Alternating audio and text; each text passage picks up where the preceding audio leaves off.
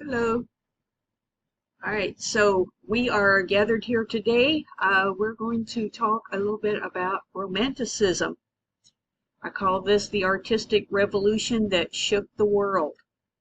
So we're moving on from the Age of Enlightenment. We're entering a new literary period. And I'm just going to go over with you. I mean, this is basically an introduction to Romanticism. There's a lot to say about Romanticism. And there's no way I can cover everything. In a presentation like this, we're just going to be barely scraping the surface, but I'm going to try to give to you the important information that I feel that you need to know to get through the next few works that we're going to be covering. I hope that the image that you see there will give you a little bit of idea of what we're talking about with Romanticism, because it may not be quite what you think. Now, this is an image from Wuthering Heights, which is one of the famous romantic Gothic works, and works of Romanticism often are Gothic in nature. We'll talk a little bit about what that is, why that is, what are the overall aesthetics of Romanticism. Now, one misconception, of course, that we want to immediately clear up is that we're not talking about romantic love. I know it's that time of the year, right? It's Valentine's Day. But we're not talking about kissy kiss romance. Romanticism as a philosophy and as an aesthetic is much more than that, okay? Um, Now, I think if you consider the roots of where Romanticism, where that ideal comes from, I think the idea of it coming to be associated with love will make a lot of sense. But again, we're looking at it primarily as a literary movement, and of course, it was a movement that really impacted all of the arts, and certainly not just literature. Something that we've talked about before, which is how every historical period is really just a reaction against what went before. So we've spent quite a few weeks now with the Age of Enlightenment, and here again are some of the bullet points associated with the Age of Enlightenment. So you'll see that on your left there, such as reason, logic, the idea of light, being in the light, hence the name, knowledge, being skeptical, especially where religion is concerned, not so much about issues of faith. If for someone during the Age of Enlightenment, if you're going to tell them a thing, you better be prepared to show it. They believe, of course, humans are at the center of the universe, and that basically everything on this earth is here for our benefit.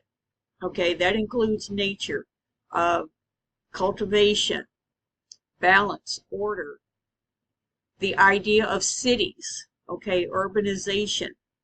These are all things that are viewed as progress. Now, look at the other column as we move into the Romantic era.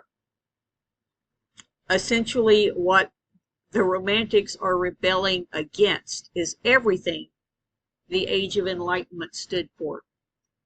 So, yes, this is a time when spirituality returns, irrationality as opposed to logic, darkness, because they're very obsessed with the darker side of human nature, our darker impulses,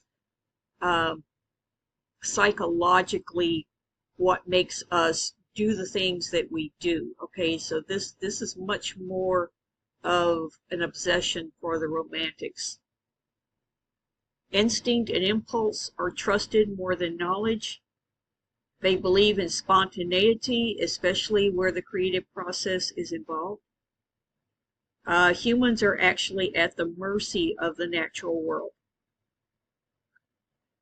Whereas in the Age of Enlightenment, they believe in cultivation and balance, Romanticism is really all about wildness and chaos, and they are the exact opposite in their views of urbanization, because they believe that urban life is actually what makes us corrupt. And part of the belief of Romanticism is that the closer you are to nature, the purer you are, and the better you're able to be in touch with your ideal human self.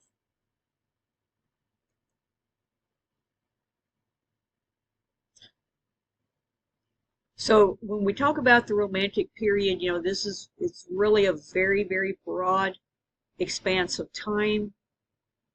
Roughly, we're looking at this period from 1798 to 1834 if we're talking about European Romanticism. Now, it does come later to the United States, and in the United States, Romanticism actually extends all the way up near to the end of the 19th century.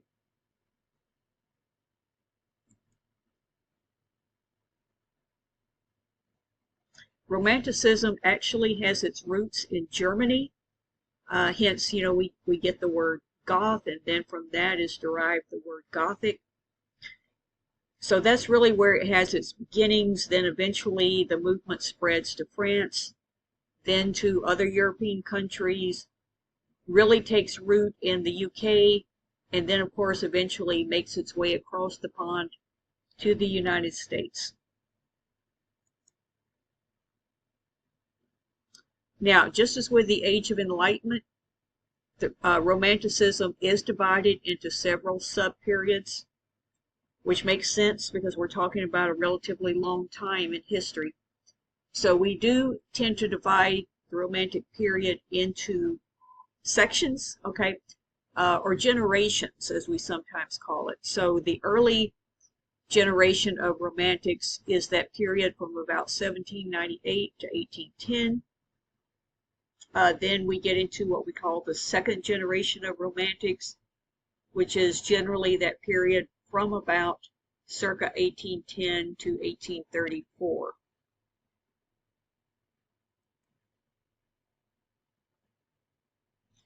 And of course, again, because Romanticism comes much later to the U.S., we almost have a third generation that goes from 1834 to about 1886, roughly.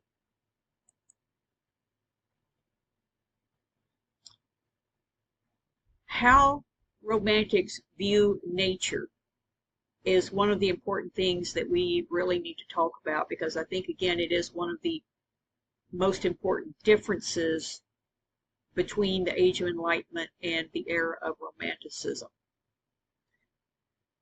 So in the Age of Enlightenment, again, the prevailing belief there is that nature is something to be tamed. It's not something to be trusted. It's something that we have to work to control, and that it is our duty to cultivate. So, as I said here, not surprisingly, the idea of cultivated gardens, okay, landscaping, the idea that you can take nature and you can contain it somehow. You can tame it and shape it into whatever you want it to be so that it serves your purpose. So, yeah, again, the idea of gardens, of cultivating, all of that's very much an Age of Enlightenment concept. This is the great era of the gardens, for example. But Romantics view nature very differently, and they don't think it's here for our benefit.